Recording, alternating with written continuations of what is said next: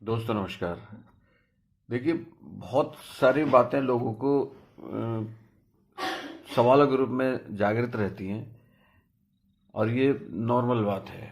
पहले भी थी, अभी भी है और आगे भी रहेंगी।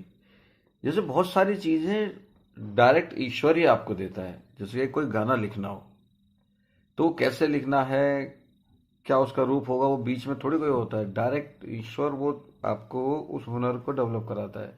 उसकी धुन बनानी है, उसको अरेंज कैसे करना है, ऐसी कोई खोज करनी है, कोई पुस्तक लिखनी है, तो इसके बीच में गुरु नहीं होता।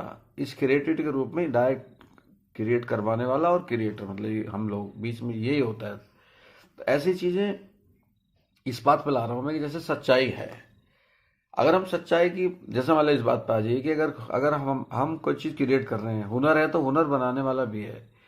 सच्चाई अगर है और उसी को जिताना है तो फिर सच्चाई उसी का रूप है।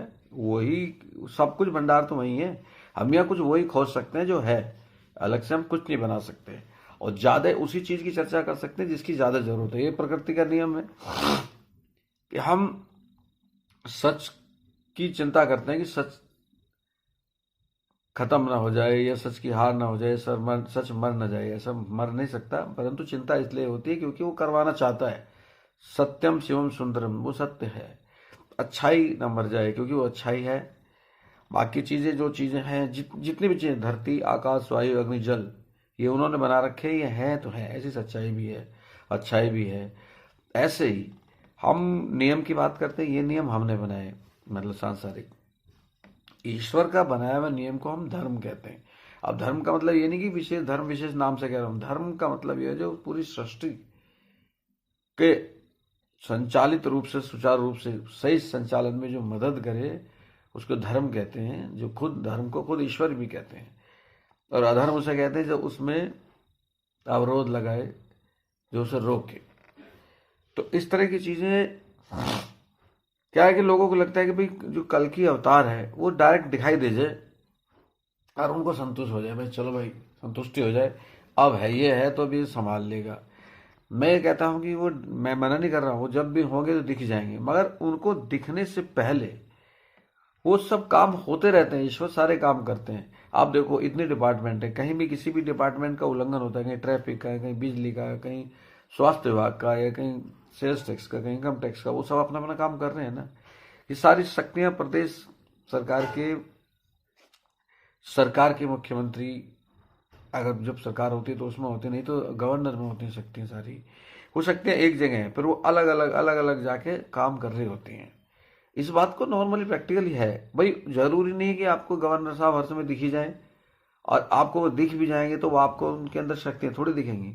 उनका तो इतना ही काफी कि ये गवर्नर साहब है, राज्यपाल हैं, इनके अंदर शक्तियां इनसे निकलती हैं सचिव को, और फिर सचिव से निकलती है विभागों को, विभागों से निकलती है पदों को, और पदों से सीधे वो प्रभावित होती है जनता के कार्य से संबंधित, उनको उनकी सेवा देते हैं। और देखो, सारी शक्तियां जो हैं वो सिर्फ सेवा के लिए होते हैं। चाहे कोई भी डिपार्टमेंट ले लो, सब सेवाएं तो देने के लिए होते हैं। और ईश्वर का मूलभूत जो जो गुण है, कह लीजिए, वो परोपकार है। कितनी सारी चीजें हैं, धरती आकाश वायु अग्निजल, और भी बहुत सारी चीजें देने के लिए हैं। बहुत सारे व्यक्तित्व होते हैं, लोगों को लगता है कि हम क्या जीवन भर करने के लिए ही हैं। ईश्वर ने जो चीजें हैं भंडार भर रखे, वो जीवन भर करने के लिए। एक पेड़ क्या करता है? पेड़ जीवन भर छाया, फल, मतलब उसकी फूल, सुगंध, जड़ी बूटी, यही तो देता है। वो अब वो सिर्फ देने के लिए है। धरती आकाश वायु अग्निजल देने के लिए है। तो बहुत सारे हम सब भी देने के लिए ही हैं। आज आधा दुख तो इसलिए होता है यार, हमें हम क्या, हम भोगेंगे नहीं संसार को, हम सब देने के लिए आए हैं। आधा कष्ट ये सोच के होता है। सच ये बात है कि हम इस संसार में देने के लिए आए हैं। भगवान ने खुद का मूल का प्रारूप ही इस सृष्टि को आनंद के प्रेम के लिए रखा हुआ है। ये बात दिमाग में आ जाए तो दुख ना हो। दूसरा, वो जो खोजते रहते, मैंने अभी थोड़ी देर पहले बताया कि जो शक्तियां काम कर रही हैं धर्म की रक्षा के लिए जगह जगह, वो तभी काम कर रही है जब इनका बॉस है। भाई कोई चीज भलाई के लिए क्यों हो रही? क्योंकि वो चाहता है भला हो। कोई चीज सच्चाई के लिए क्यों हो रही? सत्यम शिवम सुंदरम, पहले क्या रखा, सत्य शिव है, शिव ही सुंदर है। तो ये चीजें पहले से ही तय है, आप कुछ नहीं कर सकते इसमें। ये बैलेंस हटेगा ही नहीं। जैसे नियम तोड़ा जाएगा, नियम अपना काम करेगा उसमें। क्यों तोड़ा? जुर्म हो जाएगा। उसको बना के रखने का नियम बना रहना चाहिए। ऐसी धर्म की बात है। ईश्वर अपना काम कर रहे हैं, बीच में बताने के लिए अवतार के रूप में आते हैं, मगर काम हमेशा अनवरत रहता ही है धर्म की रक्षा का। आप इस बात को गौर कीजिए, आपको लगेगा कि सब काम हो रहा है, बस किस किस रूप में वो अवतरित होते हैं। जब धर्म का वो कौन सा पार्ट है जिसमें उनको अवतरित होना ही पड़ता है, जब लगता है कि अब धर्म की वो वाली हानि हो गई जो होनी नहीं चाहिए। धर्म की हानि जगह जगह होती रहती है, वो पूर्ति भी होती रहती है। हमारे अलग अलग डिपार्टमेंट नहीं है, जहां कोई नियम तोड़ा उसका नियम का अनुपालन करवा दो, अनुउल्लंघन होते हैं अनुपालन करवा देते हैं। बैलेंस जरूरी है। तो प्रकट हर समय कोई बहुत बड़ा अधिकारी द्वारा थोड़ी करता है, बहुत बड़े अधिकारी तभी प्रकट होते हैं जब बड़ा कोई बात हो जाती है।